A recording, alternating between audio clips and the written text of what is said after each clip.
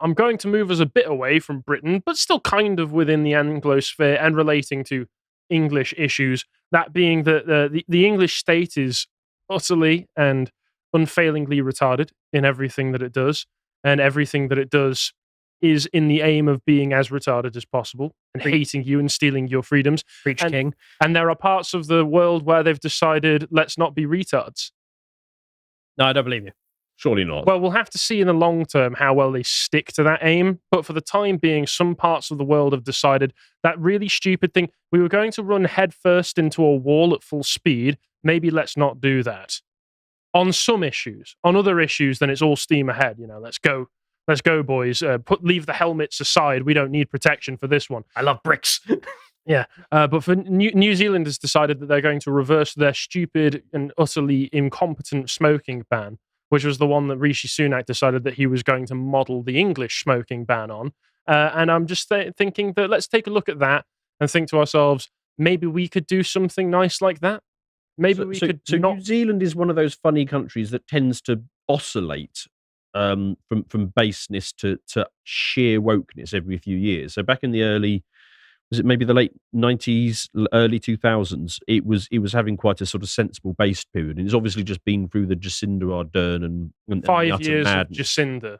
Yes. So is it swinging back into the other way now? Well, there's been an election, and as part of the election, there has been a coalition formed similar to a lot of the coalitions that are going on in mainland Europe at the moment, where a centre-right party, to win prevalence in Parliament, has had to align itself with more populist right-wing parties.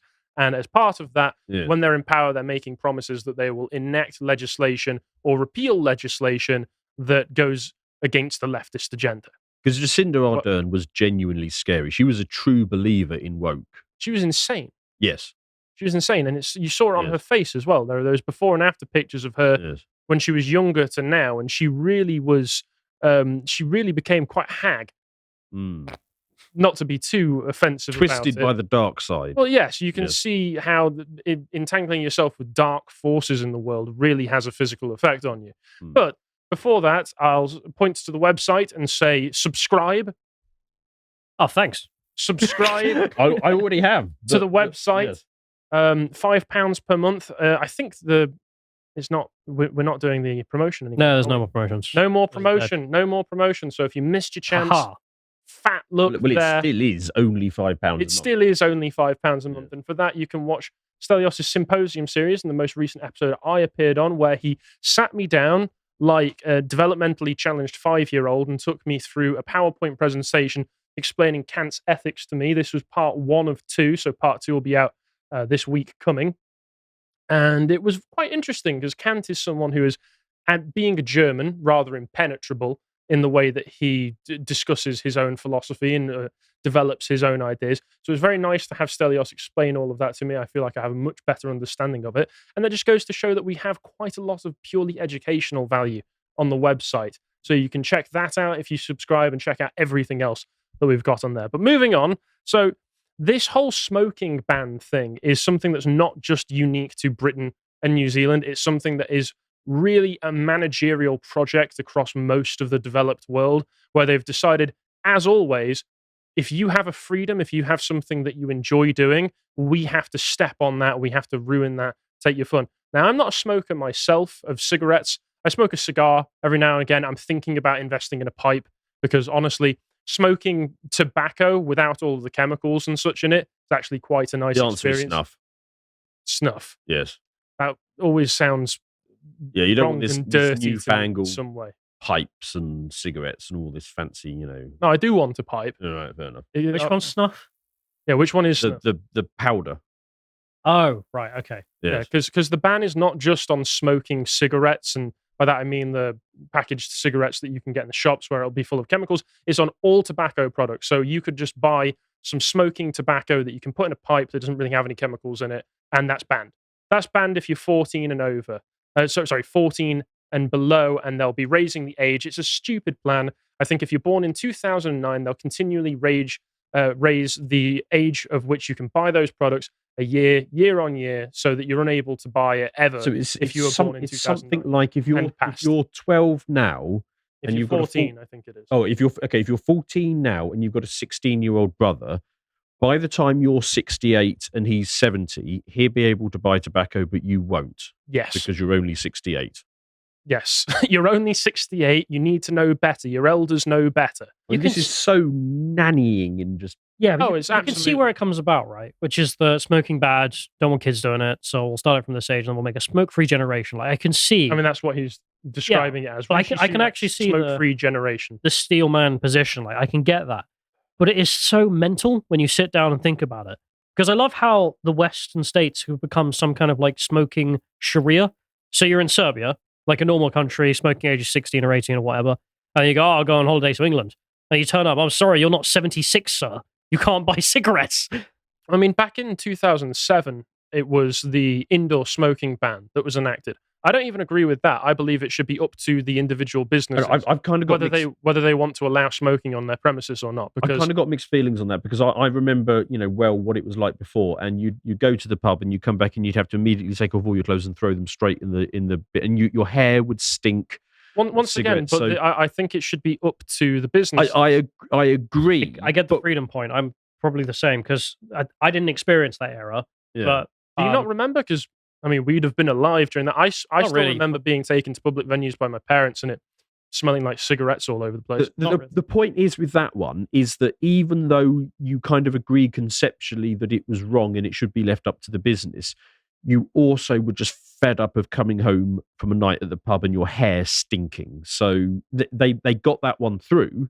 And that's no real problem for me. I've not really got much of a problem with the smell of smoke. I've grown up around smokers. A lot of my friends are smokers. But there's a more so fundamental point here, which is always the argument about, okay, I have my freedom to do my thing as long as it doesn't infringe on someone else. And when literally every public house and restaurant is so stinky of smoke, you cough your lungs up as visiting as a non-smoker or end up stinking. Like, this is why this stuff happened. Like, there's a reason why this passed and why it was popular. And I kind of get that. And after going to Serbia, where you can smoke in pubs and whatnot, it's cancer. I just don't like it. Well, I mean, it's obviously popular. But I'm saying that with whiny non-smokers like yourselves. I haven't finished my point. Like, if a place wants to do that, like, I can still get the argument. But as a general rule, I can see why you end up with people agreeing with this law. But at least, like, banning smoking in areas, there's an argument there about your clothes and whatnot. Yes. When you get to this, though, this is just weird. Like, why wouldn't you do this if you believe in this with alcohol or anything else? It's simply not the state's business to do this. Like you say, you can make an argument for a public place with the idea that you're spreading carcinogens and all that. You can make an argument. I don't see what possible argument you can make to stop people doing this in their own homes. I just don't like it. Okay, there's lots of things I don't like. Well, the reason that they're promoting this, certainly the ones that they were doing in New Zealand as well, was because of the financial benefits they'll get from saving the healthcare service so much money, because it costs our healthcare service so much money by treating people who have smoking related illnesses. That, as far as I can tell, is peak managerialism, that everything in your life, all of your freedoms, your entire economy, has to come down to how much it costs government provided services. That's the cost benefit analysis will always promote more restrictions of your freedom to save the government money. That's the same. That's literally the same logic that they have for MAID in Canada. That will always be what saves the government money. That's what they'll do. And even if it doesn't make any sense, because that's the circular logic that they use for migration, we import these people that push down wages, and then people don't do jobs because the wages are too low. So we need to import people to work those jobs. We import loads of people to work the NHS. They, through all of the different treaties and agreements that we have, can bring their entire family over. And then the NHS is strained because there are too many people. So we have to throw more money and bring more people over to support the NHS. This is peak managerialism. But everything in your life is subsumed to the glorious NHS, the managerial therapeutic But also, I don't think you really want to be making the argument that because this is a behaviour that you're participating in and it's costing the NHS money, that it should be banned. Because presumably monkeypox and AIDS also cost the NHS money. They're very selective. Yeah. Very selective. I mean, you could go a long way with this logic if you wanted to. I mean, personally, I've got no issue with people smoking. It's not even like alcohol, where it really affects your mental state. You can make the argument that, yeah, you're doing something that in the long term can hurt yourself, but it's not even like smoking marijuana where you will make yourself actively more lazy by doing it. Yeah. It's not like mind-altering drugs that can affect the way that you interact with the world and treat other people, where you can put yourself in a situation where you're going to hurt other people. I mean, dying of lung cancer is utterly horrific. A friend of my dad's who was about 50 died of lung cancer. Went well before their time, but they did do it to themselves, and they were very cognizant of the fact that yes, this is something I've done to myself, and yes, I was warned. But at some point, you have to let people make choices. And once again, it's the selectiveness of this, as you point out, that many people who have contracted viruses like AIDS can say things like that. You could make the exact same argument,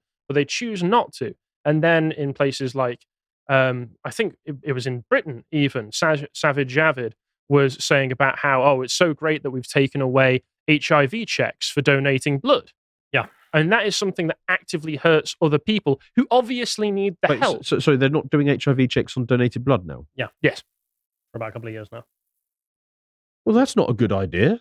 No, obviously not. No, it's not. I mean, you could make the argument that that's a decision that somebody has made in their own life that's negatively impacted them and then can go on later to negatively impact everybody around them, which is the secondhand smoke situation. Not only everybody around them, but people who desperately need the help in the first place, because these are people who need blood donations. But no, because of the fact that you fall under a category that the government protects, promotes, actively encourages, then we will take away any impediment to you doing anything that you want, anything at all. We will cheer you on. We'll stand in the corner of your bedroom in our Superman outfit, cheering you on, one-handed, of course. Hi folks, we've rolled out a new feature on the website, which is the ability to pay for an individual piece of content. So usually it's £5 a month every month to subscribe to all of the content on the website. But I appreciate there are going to be people who simply don't want to do that. They would be interested instead in purchasing a single piece of content for a lower amount, and they've got a particular niche that they're interested in watching. And so they don't want every single piece of content. They just want this one thing. So we've introduced this function where you can just simply purchase the one thing for £1.89, which I think is about $2.30 at the current exchange rates. And then that's just yours forever. So there's no sort of commitment there. There's no rolling subscription. It's just that one thing. So that's an option now that's on the website. It's completely live. It's completely available. And please go and enjoy it. And we'll see you all very soon. But to thank you, Harry. The chat is just like, what's the problem? Don't you want AIDS? Shockingly, no. So to read through a little bit of this article so we can get to the specific details. So under the UK government's proposed legislation, anyone aged 14 or under will never be able to legally buy cigarettes or any other tobacco product. Once again, with cigars and smoking pipes, you aren't getting the same chemicals. You're not inhaling microplastics through the filters like you get in cigarettes. And also the whole point of cigars and smoking tobacco through pipes is that you don't inhale it into your lungs in the same way that you do with cigarettes. So you're not even necessarily, obviously you will get inhalation into your lungs, but you're supposed to, with vapes. Yeah. I'm not as well versed on vapes. But I don't know if that's in this as well. On cigars and other things, what you're supposed to do is you're just supposed to draw it into your mouth, taste it, and then exhale. It's nice. It's enjoyable. And it can go into your lungs, but it's nowhere near as dangerous as some say cigarettes are. So it's just getting rid of all tobacco products because the government has decided blanket, we don't want this anymore. The idea is to prevent future generations from smoking. 9 in 10 people say they started the habit before the age of 21, according to data from cancer research. Okay, I don't care. I know people who started They're adults. They can do what they want. I know people who started smoking at 12 years old. So it turns out that somehow they were able to get cigarettes anyway. No, at the age 21, people started. They're adults. Yeah, they're grown-ups. Go to hell. We're adults at what in this country? 16 or 18, depending on your definition. I think for smoking, it's 18. So what's this conversation? Yeah. Did you know people did things that are illegal? Yeah. Oh my God. What a shock. New Zealand's previous government wanted to have a sweeping crackdown on smoking, passing a law which meant that anyone born after 2008 would not be able to buy cigarettes or tobacco products in their lifetime. They also restricted where tobacco could be sold and reduced the level of nicotine in cigarettes. Then you've got other countries promoting this kind of policy. Mexico, which is known as a country with an incorruptible government who only ever has the best interests of the population at hand. And when you get it to countries like Mexico saying, we're doing this for your well-being, that's when you know that this is not a policy that is being promoted for anybody's well-being. This is being promoted for the interests and preferences of the elite class that we have ruling over us right now, who absolutely despise us and despise any freedoms that we are afforded. So, if honestly, at this point, if you get an entire global cabal of the worst individuals who've possibly ever existed, the most corrupt politicians that I can think of, and they all say, you can't do this, this is bad, I start to think, Yeah. maybe it's not as bad as you all want me to think it is. But that's my own personal musing, so don't take that as fact. Portugal also wants to have a smoke-free generation by 2040. Canada, everybody's favorite, Canada, saving money for their healthcare system by killing you, and before you even die, you're not allowed to smoke cigarettes anymore, so you're not allowed those brief pleasures in life. We want you in top condition when we stick you in the suicide pod. Exactly. According to the World Health Organization, over 1/4 of the world's population are covered by complete smoking bans in public places, workplaces, and public transport. 2007, just 10 countries had smoke policies. Today, it's 74. Ireland was the first country in the world to ban smoking in all indoor workplaces in 2004, including restaurants and bars. Once again, if an individual restaurant owner or bar or business wants to do this, if a bus line doesn't want you doing that thing, that's their decision to do so. I think you should have the right to make that decision yourself without the government saying. And I know that you two weak-willed pansies are like, I literally agreed with you. I don't want to smell of smoke when I get home. Great, use the bus line that bans it. Go to the bar that bans it. Literally agreed with you. I don't care. I don't. Do you not have enough enemies, Harry, that you try and find some here? And in South America, moving on, citizens of every country are now covered by anti-smoking laws. Uruguay, Paraguay, every single one of them. So this is something that's becoming a global initiative among Western nations. But in New Zealand, as I mentioned, they've decided, hey, let's not be quite as authoritarian and technocratic and managerial as we otherwise could be. Because as I mentioned, they've got a new right-leaning coalition government, which is made up of the National Party, of the which is the centre-right party. Then they've also got the right-wing ACT Party and the populist New Zealand First. They've had to come together to form a government, and the National Party has agreed to repeal the smoking laws as part of its coalition deal with New Zealand First. In its election manifesto, the populist party described nicotine as generally as safe as caffeine for adults, an argument that has been promulgated by Big Tobacco. I don't care who promulgated it. The government shouldn't be banning this. Big Coffee thinks coffee's good for you. Well, that's the thing. You can equally make an argument that caffeine can cause other health issues. So if you allow them to take this one, what's it going to be next? It's just a waste of money. Well, I'll go on a whole rant if I had time. It was just like, stop drinking coffee so much.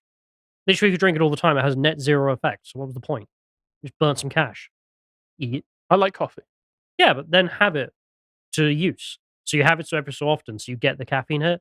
Like, I know people who actually have the coffee addictions, and it's just like, well, that was a waste of time and money. Well, interestingly enough, when I did my ancestry test and it came back with genetic traits, apparently I have a massive tolerance to caffeine, so I can drink basically as much of it as I want during the day. You need it straight into the bloodstream. I do need it straight into the bloodstream. So I need at least 4 or 5 coffees a day. That's fair enough then. So to get a kick out of it, to get that energy from it. But that's the thing. They say a recent study showed that laws passed by Labour last year would have saved the healthcare system around 1.3 billion New Zealand dollary dues over the next 2 decades if implemented as planned. So that's all it is.